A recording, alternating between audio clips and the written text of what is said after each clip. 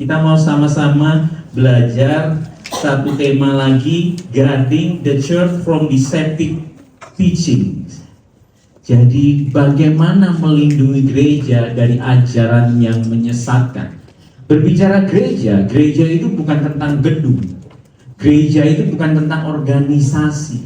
Gereja itu adalah Bapak, Ibu, Saudara, dan saya sebagai tubuhnya Kristus. Amin. Jadi kita mesti percaya bahwa gereja itu bukan hanya tentang berbicara tentang gedung, organisasi iya, tapi terlebih penting daripada itu, gereja adalah Bapak, Ibu, Saudara, dan saya. Untuk itu kita mau sama-sama belajar di minggu ini bagaimana sih melindungi gereja, melindungi kita semua dari ajaran yang menyesatkan, Bapak, Ibu, Saudara sekalian. Kenapa? Karena hari-hari ini kita sedang hidup dalam zaman yang penuh pengaruh. Tanpa kita sadari, apa yang kita dengar, apa yang kita baca, itu akan mempengaruhi cara berpikir kita, mempengaruhi hidup kita, mempengaruhi keputusan-keputusan yang kita ambil. Bahkan seringkali sampai mempengaruhi iman percaya kita di dalam Tuhan.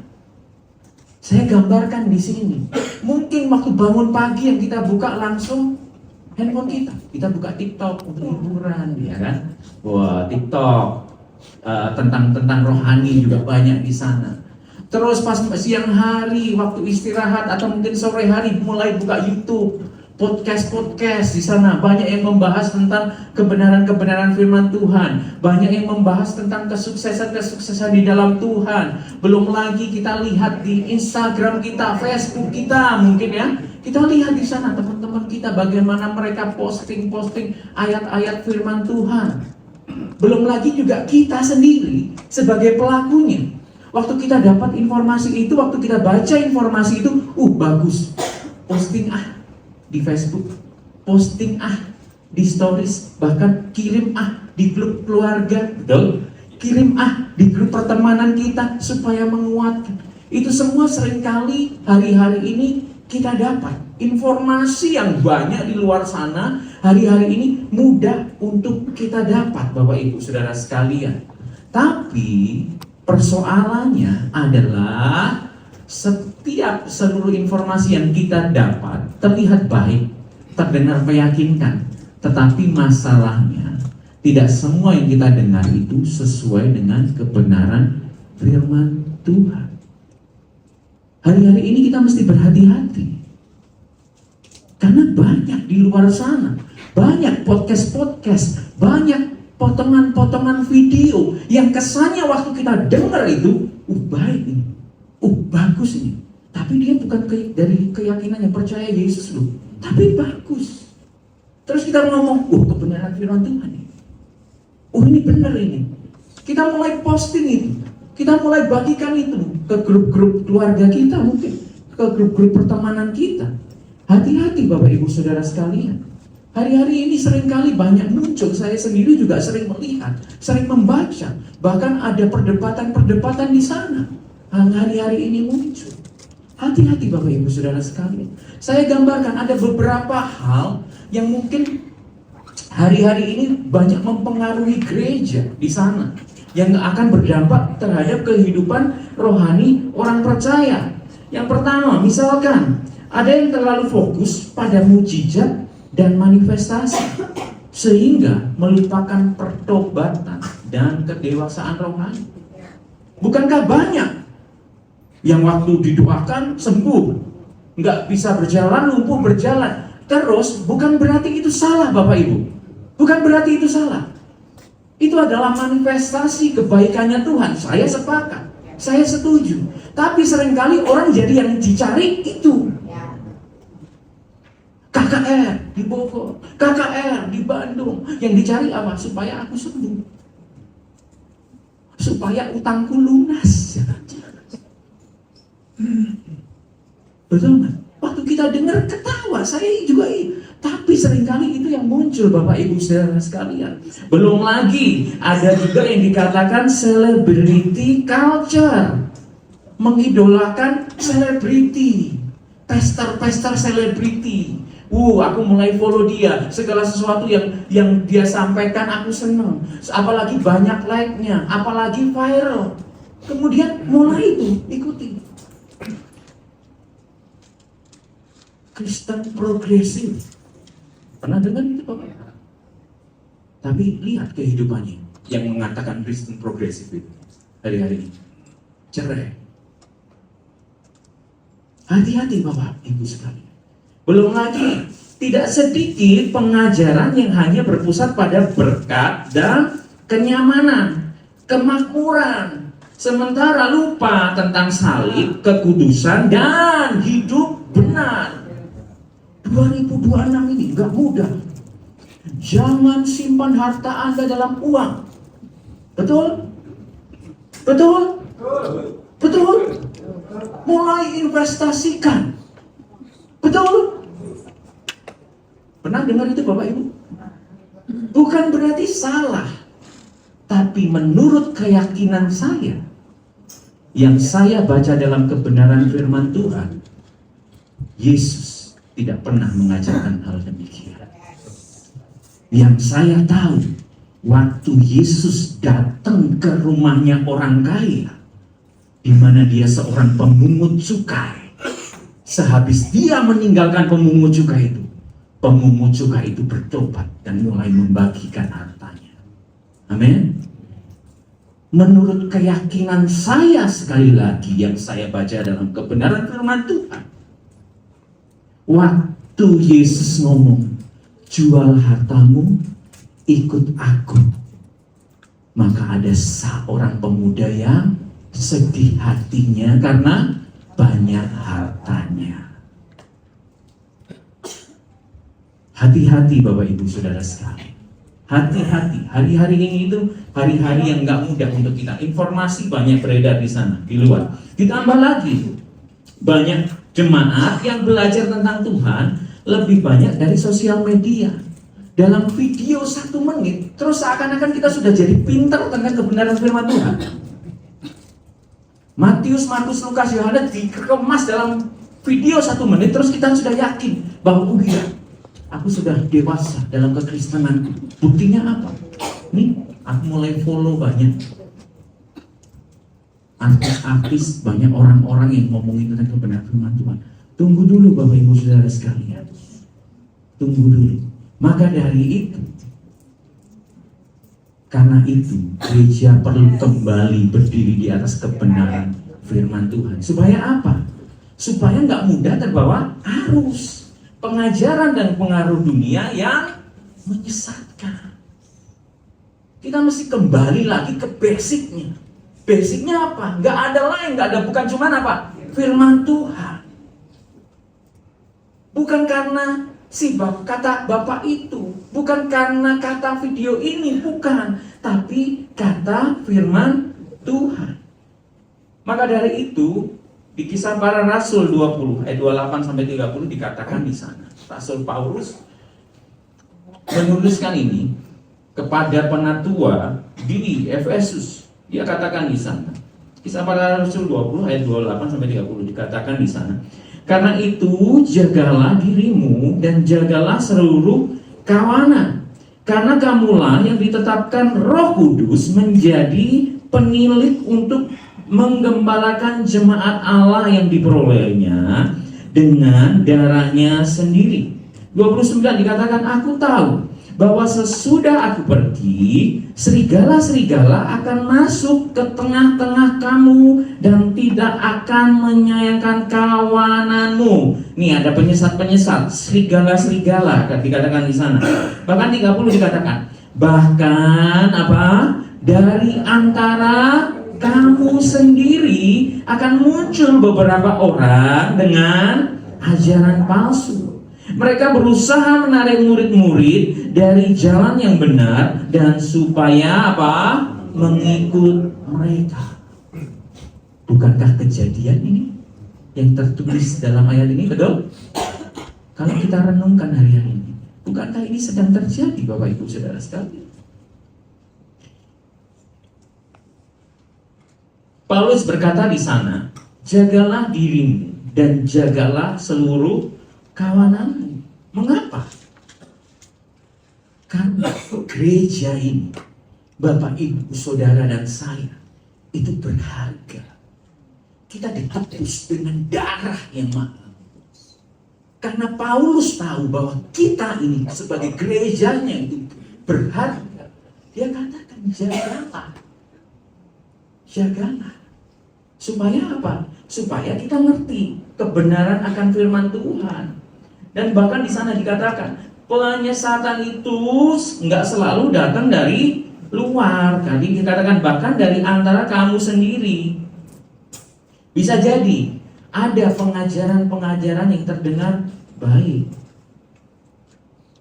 yang muncul dari setiap kita. Tapi tunggu dulu. Dapat pengajaran itu dari mana? Jangan-jangan dari kumpulan motivator. Jangan-jangan hasil karena tanya dari AI. Belum lama ini saya punya pengalaman, teman saya disuruh memimpin wisuda sekolah. Kemudian beberapa gurunya sepakat untuk anak-anak itu menyanyikan lagu. Setelah dicari oleh teman saya itu, dicari oleh kawan saya, lagunya mana ini kok nggak ada ya? JPCC nggak ada, NBC nggak ada, Simone Worship nggak ada, di mana? Dicarilah. Ternyata dijawab, oh itu hasil dari AI. Lagu yang dihasilkan dari AI. Tunggu dulu, Bapak Ibu Saudara sekalian. Daud menulis banyak mazmur itu karena Daud mengalami pengalaman dengan Tuhan. Apakah AI mengalami pengalaman dengan Tuhan? Itu yang seringkali hari-hari ini muncul, Bapak Ibu Saudara sekalian. Maka dari itu, Bapak Ibu Saudara, karena itu penggembalaan bukan hanya membangun dan menumbuhkan jemaat, tetapi juga menjaga kita semua tetap hidup dalam kebenaran. Dan tanggung jawab itu bukan hanya tanggung jawab pemimpin. Kenapa? Karena kita sedang berbicara tentang gereja. Bapak, Ibu, Saudara, dan saya. Oke? Maka tugas dan tanggung jawab ini bukan hanya tentang kepada pemimpin. Oh, berarti pemimpin harus belajar kebenaran yang mendalam. Bukan. Bapak, Ibu, Saudara, dan saya pun harus menjadi bagian dari ini.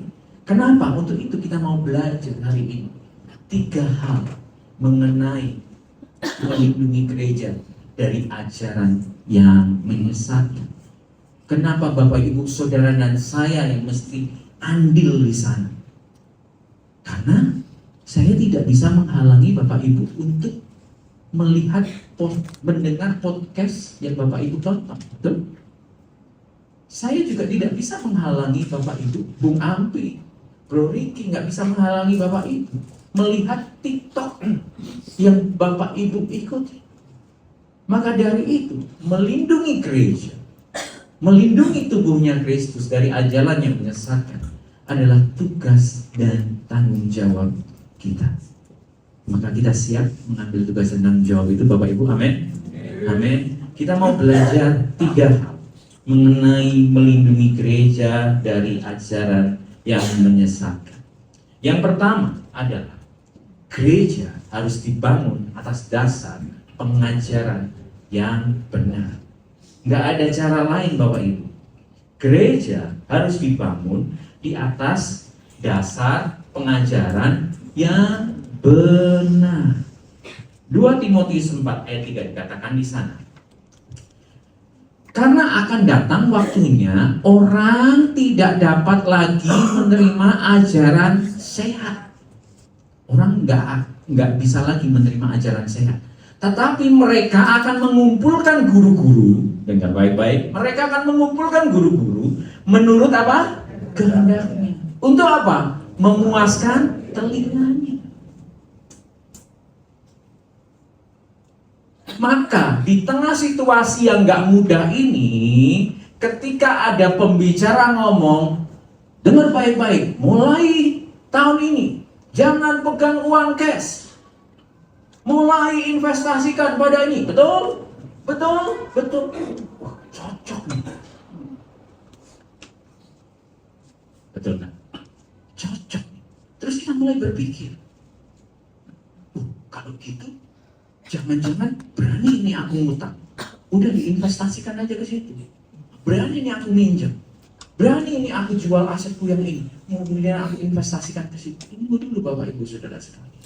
Itu yang sering terjadi hari-hari ini Bapak Ibu. Itu yang sering terjadi hari-hari ini. Banyak orang yang mencari firman yang nyaman didengar, menyenangkan hatinya, tapi apa? Dan tidak menegur kehidupan mereka.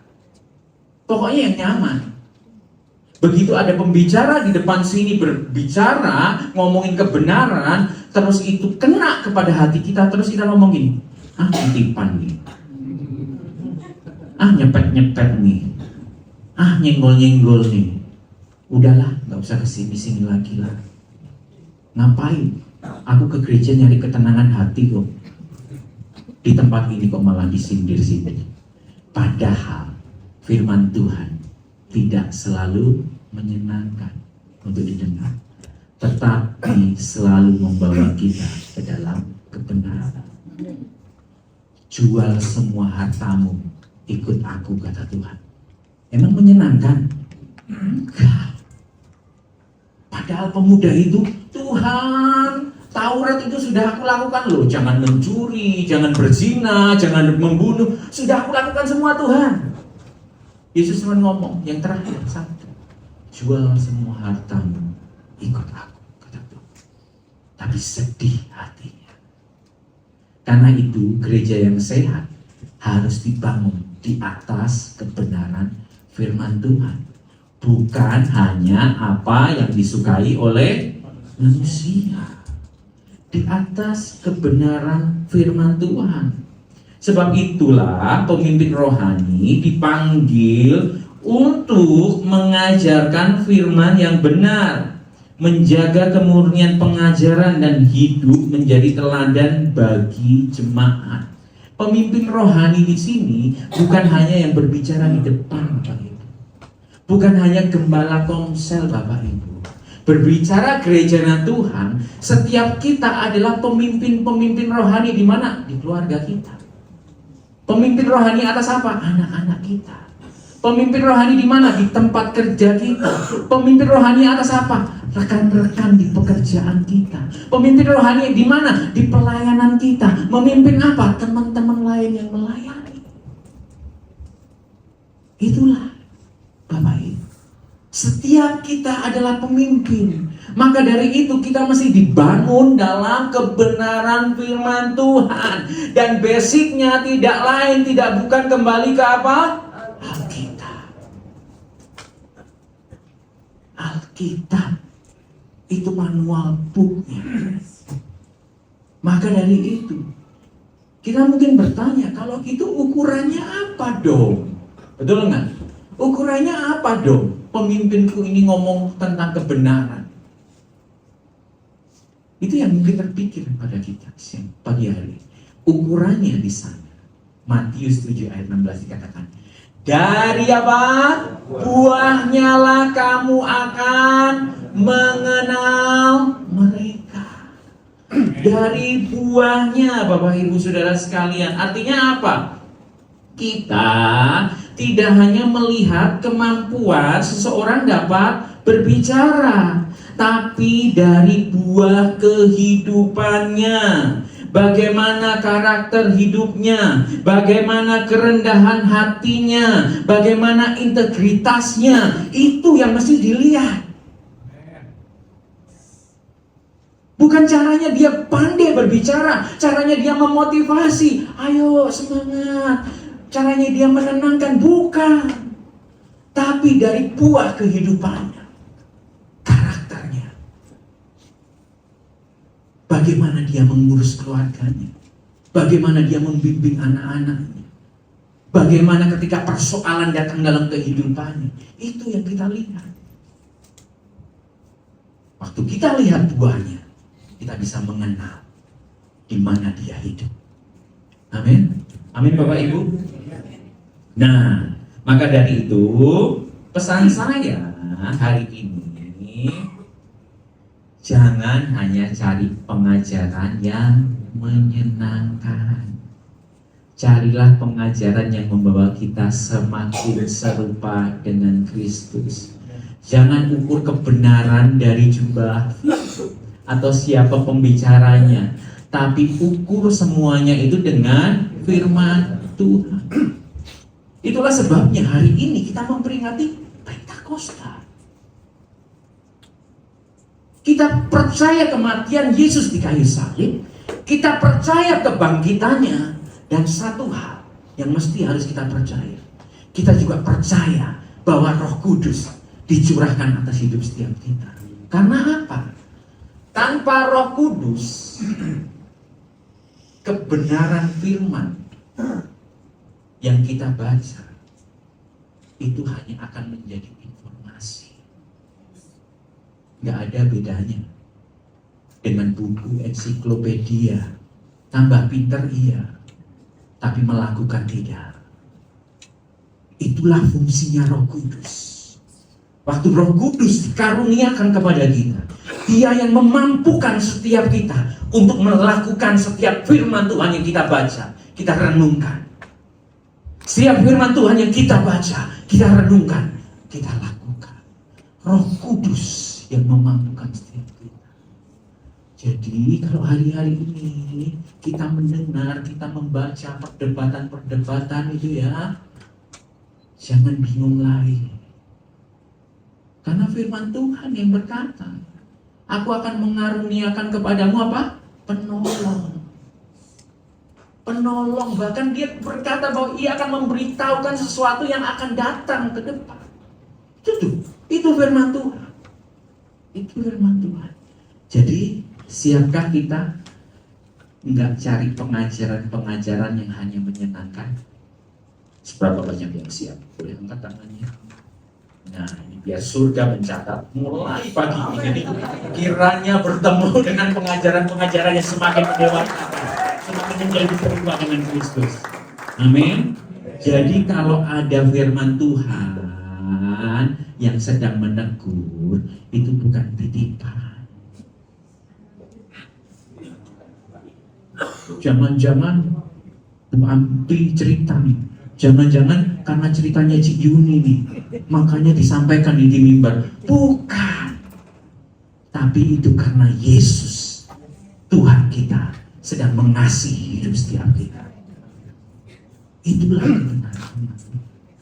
Maka yang kedua, jika mau belajar melindungi gereja dari ajaran menyesatkan adalah jemaat harus bertumbuh dalam kebenaran firman Tuhan. Jemaat mesti bertumbuh dalam kebenaran firman Tuhan. Karena Yakobus 1 ayat 22 dikatakan di sana, tetapi apa? Hendaklah kamu menjadi pelaku firman dan bukan hanya pendengar saja. Kita ulang lagi. Tetapi hendaklah kamu menjadi pelaku firman dan bukan hanya pendengar saja. Yang di bawah dikatakan kalimat selanjutnya, sebab apa?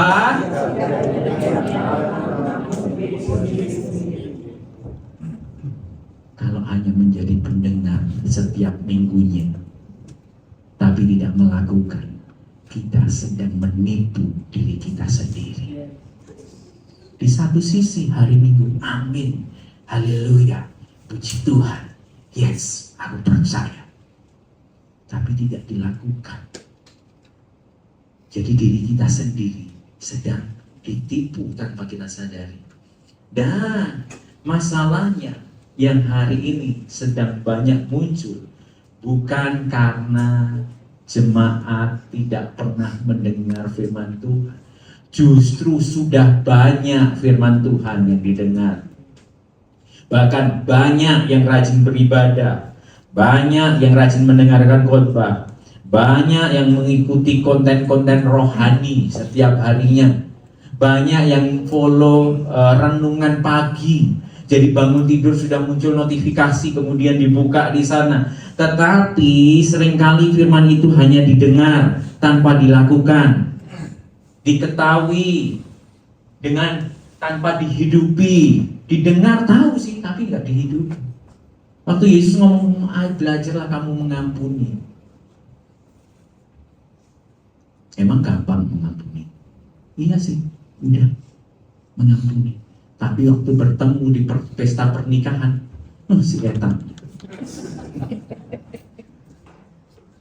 Baru lihat dari jauh, sudah langsung belok. Awalnya mau ambil sup-sup, jadinya ambil minuman aja. Gara-gara itu, ya betul nggak? Akibatnya apa? Iman kita menjadi lemah, mudah goyah, dan mudah terbawa pengaruh dunia. Iman kita nggak berakar di dalam kebenaran. Saya memunculkan gambar ini, maka saya ada 2 pertanyaan. Yang pertama, apa yang Bapak Ibu pikirkan ketika Bapak Ibu melihat gambar ini? Sepatu, seger, bening, dan lain sebagainya. Tapi kalau saya bertanya, kira-kira isinya air mineral atau soda? Dari mana Bapak Ibu bisa tahu? Mesti coba. Mesti coba. Begitu juga firman Tuhan. Waktu Bapak Ibu mendengar dari saya depan ini, menguatkan Bapak Ibu bilang amin, yes, puji Tuhan, saya sangat diberkati, koyoyo, saya sangat diberkati, terima kasih, Tuhan memakai luar biasa. Maka Bapak Ibu nggak ngalamin Tuhan kalau Bapak Ibu nggak cobain.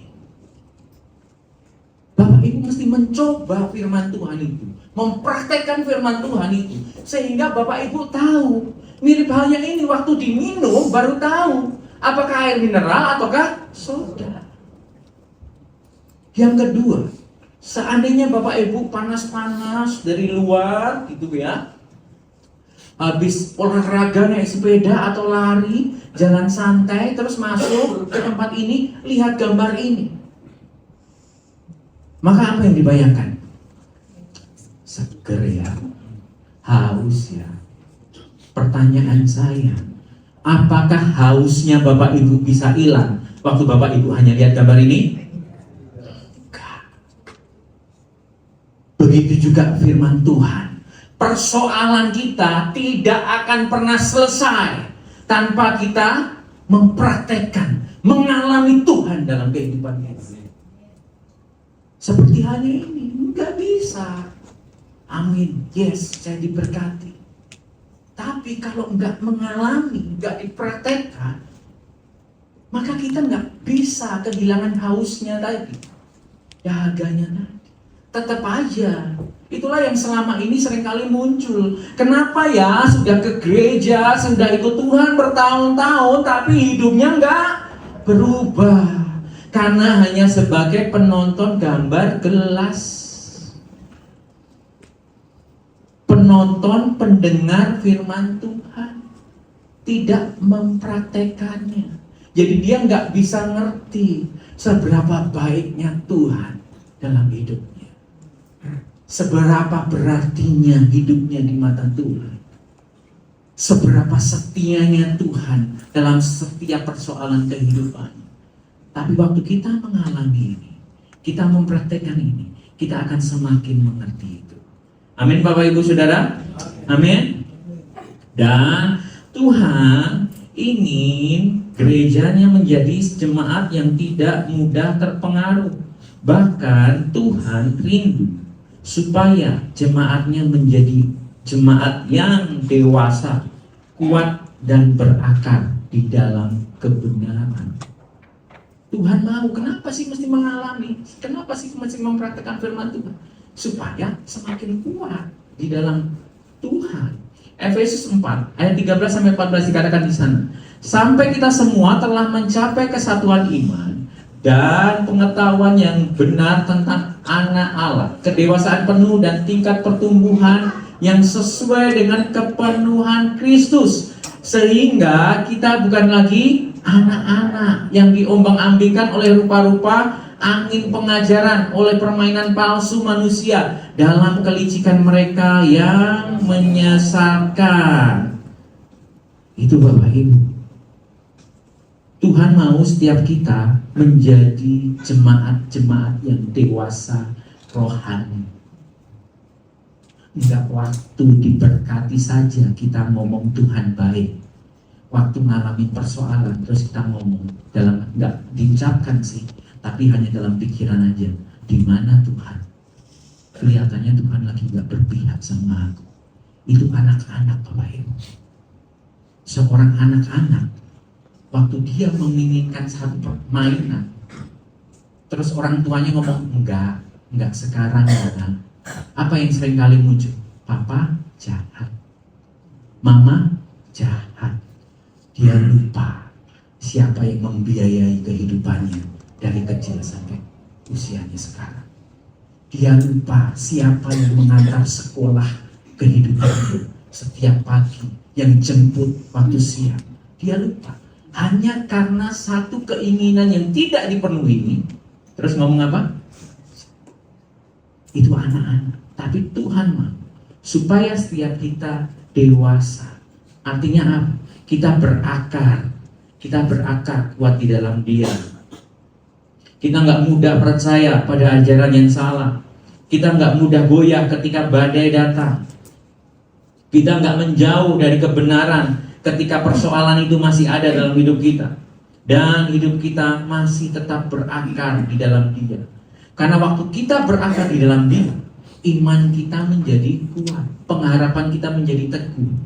Kita dapat asupan yang membuat kita semakin bertumbuh menjadi serupa akan Tuhan. Amin Bapak Ibu. Amin. Jadi mari Bapak Ibu Saudara sekalian, jadilah pelaku-pelaku firman Tuhan. Mulai hari ini ambil komitmen untuk membaca, merenungkan, serta melakukan kebenaran firman Tuhan. Karena apa? Karena gereja yang kuat bukan hanya memiliki pengajaran yang benar, tetapi juga jemaat yang hidup dalam kebenaran firman Tuhan. Waktu setiap kita hidup dalam kebenaran firman Tuhan, kita itu menjadi kuat. Saya ingat satu ilustrasi lagi. Bapak Ibu mungkin punya rekan, punya saudara yang kalau dia bekerja di bank untuk menjadi seorang teller, maka yang diajarkan adalah untuk mengenali uang. Betul? Dia diajarkan bukan untuk mengenali uang palsu, bukan. Tapi diajarkan untuk mengenali uang asli. Caranya gimana? Dilihat, diraba, dilihat, diraba, diteraba. Dia diajarkan untuk mengenali yang asli. Waktu dia kenal yang asli, dia pegang uang itu, dia lihat, dia udah tahu kelihatannya palsu. Kalau dia masih kurang yakin, dia akan coba raba. Kalau dia kurang yakin lagi, maka dia coba. Yang diajarkan itu untuk kenal yang asli. Caranya gimana? Baca, renungkan, praktekkan. Baca, renungkan, praktekkan. Baca, renungkan, praktekkan. Jadi kalau penyesatan-penyesatan itu datang dalam hidup kita, kita nggak bingung. Dengar aja kita sudah langsung tahu, bukan nih. Kalau kita mulai agak ragu, kita lihat firman, diraba. Kalau kita masih ragu, maka kita tanya ke pembina rohani, kakak rohani kita, diterawang. Tapi kalau kita nggak pernah baca, nggak pernah merenungkan, nggak pernah mempraktekkan, waktu penyesatan itu datang, oh iya yuk, bener, kesini. Oh enggak, ini adanya di tempat ini cuma ngomongnya berkat. Kalau enggak perpuluhan, enggak pindah. pindah ke tempat yang baru, diajar untuk dewasa di dalam Tuhan, dewasa di dalam Tuhan. Kamu mesti kuat dalam karakter. Kok nggak pernah ngomongin berkat ya? Pindah lagi. Bingung lama-lama. Tapi waktu kita tahu kebenarannya, kita akan bertumbuh di sana. Dan yang ketiga, berbicara melindungi gereja dari ajaran yang menyesatkan adalah gereja yang hidup dalam penggembalaan.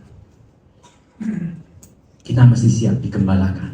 Karena Kisah Para Rasul 20 ayat 28 dikatakan di sana, karena itu jagalah dirimu dan jagalah seluruh kawananmu, karena kamulah yang ditetapkan Roh Kudus menjadi penilik untuk menggembalakan jemaat Allah yang diperolehnya dengan darah anaknya sendiri. Tuhan mendesain setiap kita bukan untuk hidup sendiri.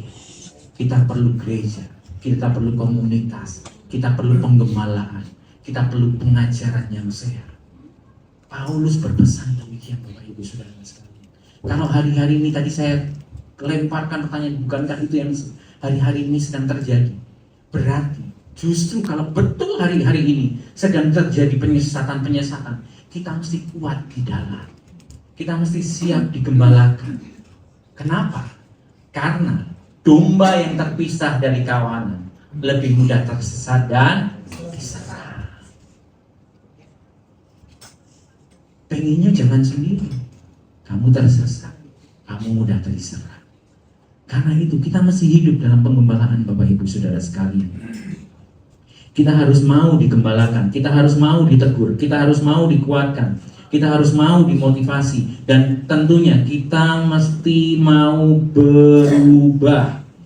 Dan pertumbuhan rohani yang sehat bukan hanya tentang memiliki pengetahuan yang benar, tapi setiap kita juga mesti belajar hidup dalam kasih dan kesatuan sebagai tubuh Kristus. Bukan hanya terima, tapi mempraktekkan dalam kasih. Maka kita perlu komunitas, kita perlu gereja. Efesus 4 ayat 15 dikatakan di sana, tetapi dengan teguh berpegang kepada kebenaran di dalam kasih, kita, Bapak Ibu Saudara dan saya, apa? Bertumbuh di dalam segala hal, apa? Ke arah Dia, yaitu Kristus yang kita mesti bertumbuh dalam kasih. Karena itu kita perlu komunitas, kita perlu digembalakan.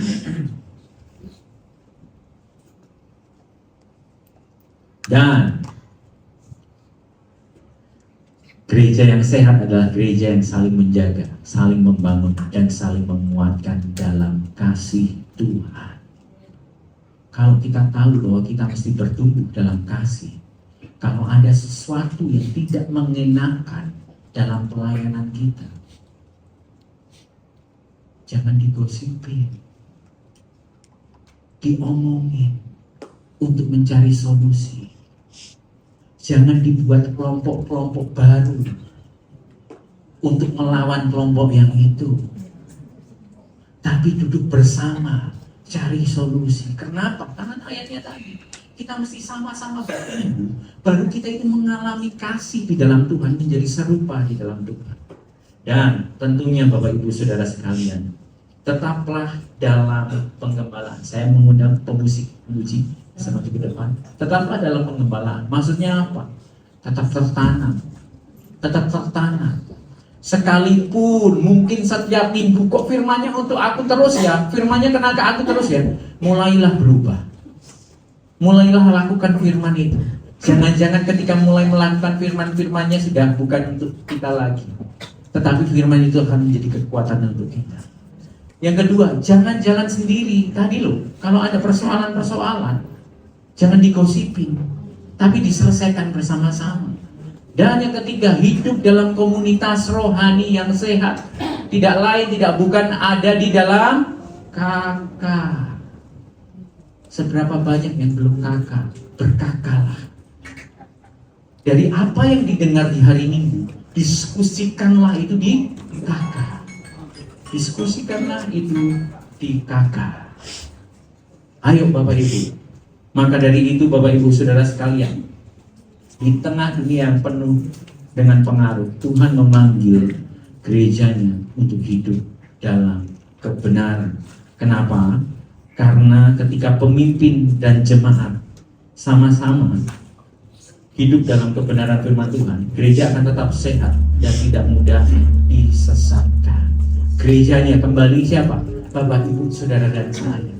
Waktu kita hidup dalam kebenaran, basicnya kembali ke apa? Firman Tuhan, merenungkannya dan mempraktekannya, maka kita ini menjadi kuat.